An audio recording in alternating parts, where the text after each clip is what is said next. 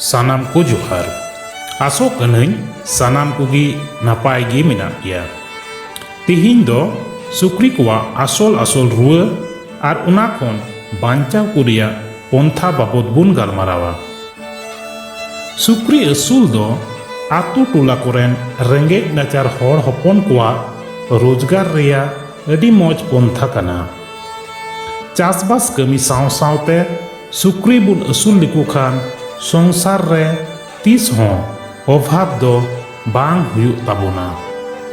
Mean ऑक्ते तहेकना आबो आदिवासी हर कोगी सुक्री दोबुन असूलेट को तहेकना। मेनखान नाहा दो नेलोक कना आबो आदिवासी खन दिकु पुसी कोगी ढीर दो सुक्री असूल रिको लाहावकाना। चिदा अंते सुक्री असूल दो अडी परहोआना व्यवसा कना। दिला नितो बुन नेल खा लगी चिदा सुक्री बुन असूल कुआ। सुक्री दो अडी उसरा को हराआ। मिटन सुक्री हपनो लेके हुयु कना एकेन 8 खय 9 महीना उमर रे।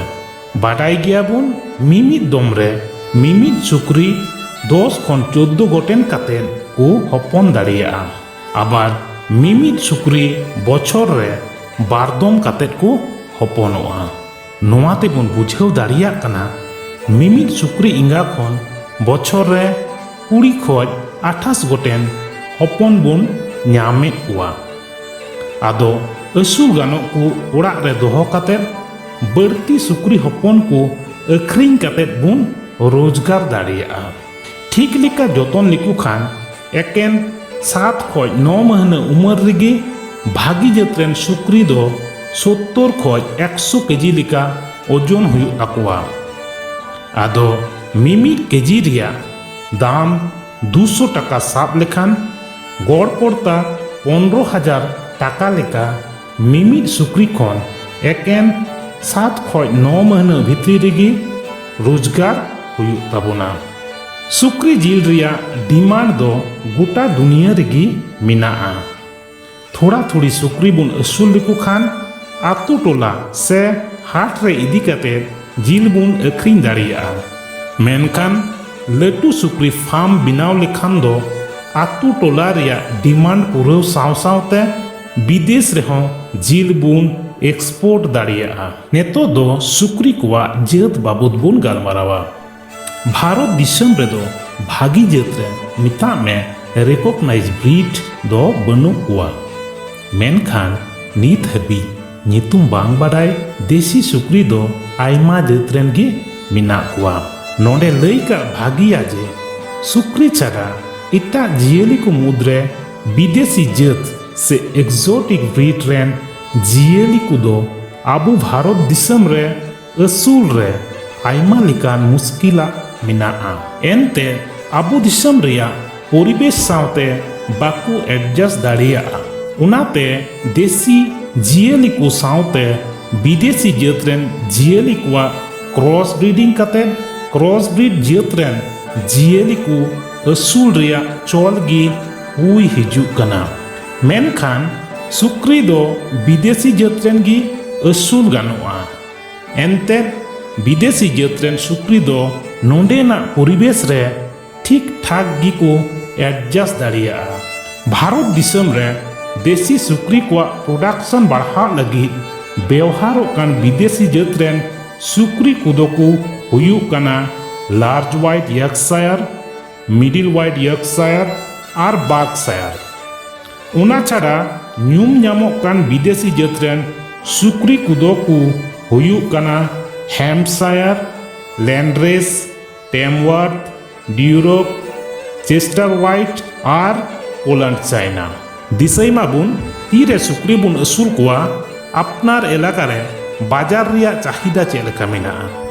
जुदी अपनार एलाका रे ऊंट सुक्री रिया चाहिदा तहन खान ताहले खान विदेशी जेत रेन सुक्री बुन असूल कोवा। आर जुदी देसी जेत रेन सुक्रिया चाहिदा ढेर खान देसी जेत रेन सुक्री बुन असूल कोमा। नेतो दो सुक्री कोवा आसल आसल रुआ और उना खन बांचाव को रिया पंथा बाबद बुन गालमारावा। इटा जियली को हिसाब ते sukri kuak ruwa hasu do kom gi takua. Tihin do asol mid bar ruwa babotin galmarawa. Pahil re patwa ruwa babotin galmarawa. Sukri asul kate bhagi rozgar bun khojok kan khan do niyom likate patwaran jom ucuku adi jarur gaya.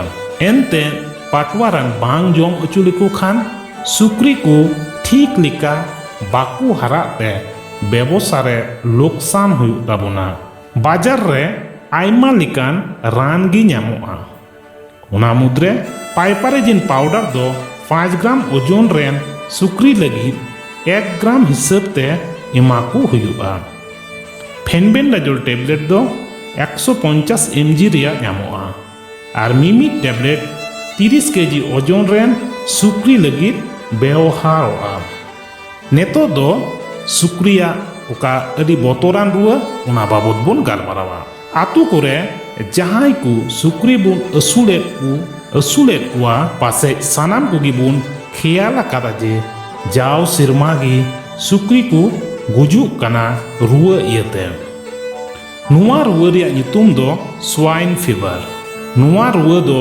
अडी छुआचे रुआ कानते मी सुक्री खोन इटा सुक्री रे अडी उसरा पासना दिला नेतो दो नोआ swine fever रुआ रिया चिन्ह को बुन नेल कागे सुक्री को स्वाइन फीवर रुआ ᱧᱟᱢ लिकु खान एतोहब रे दो जम ᱧᱩᱠु बगिया मी नखारे मिरलुंग गिकु दुड़ुब थीर कोआ दुसार तिसार दिन तिगी हड़मो रिया लोलोते दो 107 डिग्री फारेनहाइट लिका हुयुग ताकोआ डायरिया ᱧᱟᱢ कोआ सावते उछलव हुकु एहबोआ आर उना तायम बाई बाईते हड़मो रे दा कम इदि ताकुते डिहाइड्रेशन हुयुग ताकोआ मु आर मेद खन दा जरो ताकोआ मेद रे बेंजा ñeloआ उना खातिर बाकु बेंगे दाड़िया आदो रान बांग बेवहार लेखान बाई बाईते हड़मो दो पैरालाइज ताकोआ आर मुचाद रिको गुजुग कना नित हबी स्वाइन फीवर रुआ रिया जहान रान दो बनु कादा मेनखान नुआ रुआ खन सुक्री को बांचाव कुरिया उपाय दो मिना गया सुक्री को नुआ रुआ खन बांचाव को लगी टीके से वैक्सीन इमाकू हुआ स्वाइन फीवर रुआ खन सुक्री को बांचाव को लगी पहिल टीके दो 6 खoj 8 हफ्ता उमर रे इमाकू हुआ आर उना तायम बछर रे मिदम केते एम दियाकू हुआ सुक्री असुल कान सानाम कुगी सुक्री हपन कोआ पिगलेट एनीमिया बाबत बाडाय दो अडी जरूर गया नुआ रुआ दो कटी हपन को ᱧᱟᱢ कोआ हड़मो रे मायाम कमो ताकुते साहे रुआ ᱧᱟᱢ कोआ आर 10 खoj 15 दिन भितरी रेगी को गुजुग कना असोकायते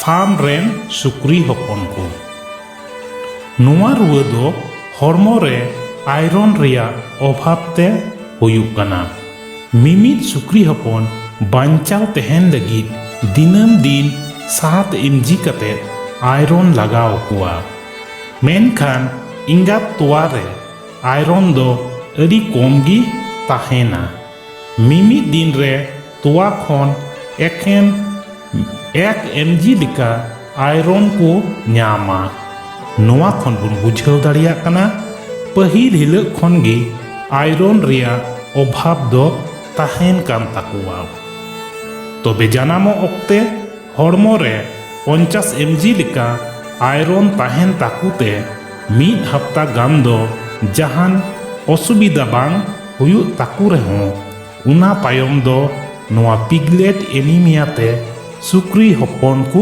गुजुग कना आदो पिगलेट एनीमिया खन बांचाव को लगी 3 दिन आर 3 दिन उमर रे 12 ml कते आयरन रिक्स्ट्रान इंजेक्शन इमाकू हुयुआ एंडेखान पिगलेट एनीमिया खन सुक्री हपन को बांचाव रेबुन दोहो दाड़ियाकुआ आंजम किदाबुन सुक्री कोआ आसल आसल रुआ आर उना खन बांचाव कुरिया पंथा बाबत तिहिना वीडियो चेद लेका पे बुझाव किदा आपेया मतामत कमेंट बॉक्स रे ᱥᱚᱫᱚᱨ ᱯᱮ।